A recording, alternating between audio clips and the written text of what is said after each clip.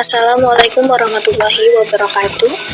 Pada hari ini kita akan belajar tentang tema 1, subtema 2, pembelajaran 6. Sebelum memulai pembelajaran, marilah kita berdoa terlebih dahulu agar ilmu yang akan kita dapatkan hari ini dapat bermanfaat.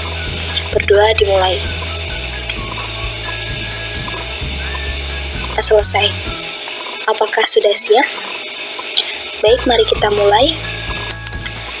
Saat kalian sedang beraktivitas seperti berjalan, berlari, bergerak, atau berolahraga, pernahkah kamu mengalami keseleo?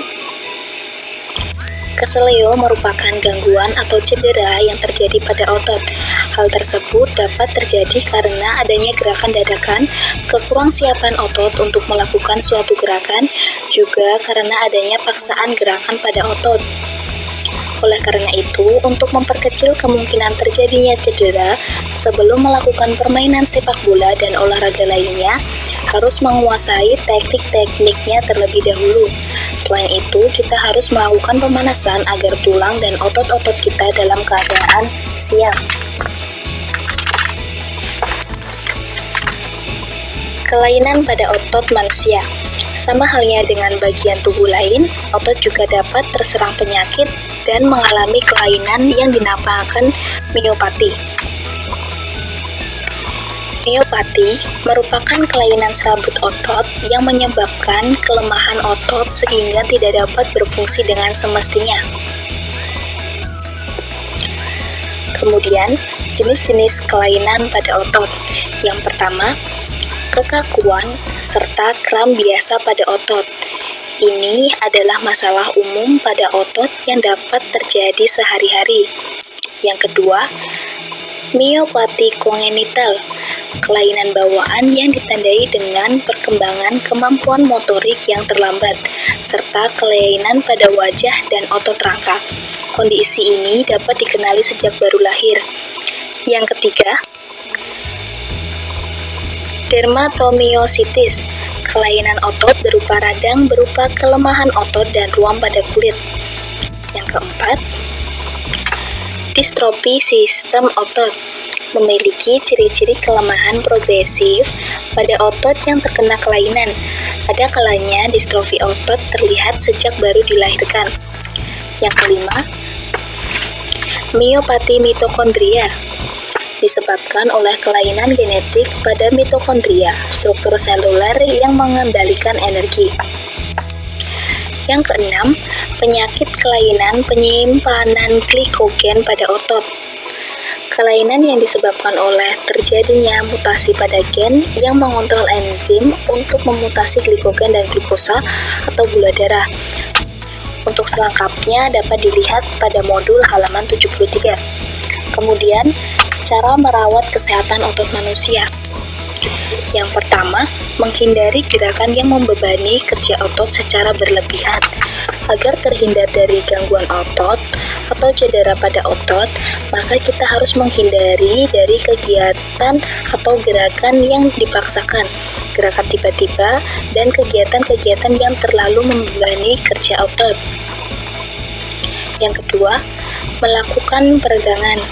Lakukan beberapa gerakan peregangan sebelum dan sesudah melakukan aktivitas tertentu yang memanfaatkan kerja otot dalam jangka waktu yang lama seperti saat melakukan olahraga, berjalan jauh, dan berlari. Yang ketiga, melakukan latihan rutin. Banyak latihan fisik yang dapat kita lakukan untuk menjaga kesehatan otot. Latihan rutin ini dapat dilakukan dengan beban maupun tanpa beban. Bisa dilakukan di dalam maupun di luar ruangan. Misalnya, jogging, bersepeda, latihan kebugaran di pusat kebugaran, dan masih banyak yang lainnya. Kemudian untuk yang keempat, memenuhi kebutuhan cairan tubuh. Kebutuhan cairan setiap orang berbeda-beda. Sedikitnya mengonsumsi 6 gelas air sehari agar dapat menjaga kesehatan tubuh. Cairan dapat membantu otot melemas setelah berkontraksi, serta dapat melembabkan sel-sel otot sehingga tidak mudah mengalami ketegangan. Yang kelima, mengonsumsi makanan yang bergizi dan bermanfaat bagi otot. Banyak jenis makanan yang mengandung gizi yang baik bagi otot, khususnya untuk pembentukan otot. Makanan-makanan tersebut antara lain putih telur, susu, ikan tuna, sayur brokoli, dada ayam, daging sapi, minyak ikan, keju, kacang almond, dan kacang Arab. Yang keenam, meringankan nyeri otot. Gunakan krim khusus otot untuk menimbulkan rasa hangat sehingga otot yang kram menjadi lebih rileks. Kemudian, macam-macam gerakan otot. Yang pertama, di sini terlihat gambar gerakan anak-anak untuk meluruskan kaki. Nah, di sini gerakan kaki yang ditekuk kemudian diluruskan. Gerakan ini juga termasuk dalam gerakan otot. Yang kedua yaitu gerakan menurunkan atau menekan ke bawah. Di sini anak-anak menggunakan tangannya yang direntangkan ke atas kemudian ditekankan ke bawah atau melakukan gerakan otot menurunkan. Yang ketiga, ada gerakan otot membengkokkan. Contohnya yaitu membengkokkan lutut seperti yang ada pada gambar. Gerakan yang keempat yaitu menjauhkan. Di sini gerakan menjauhkan dicontohkan dengan gerakan tungkai menjauhkan dari sumbu tubuh. Kemudian yang selanjutnya ada gerakan memutar. Di sini pada dalam gambar yaitu gerakan memutarkan tangan.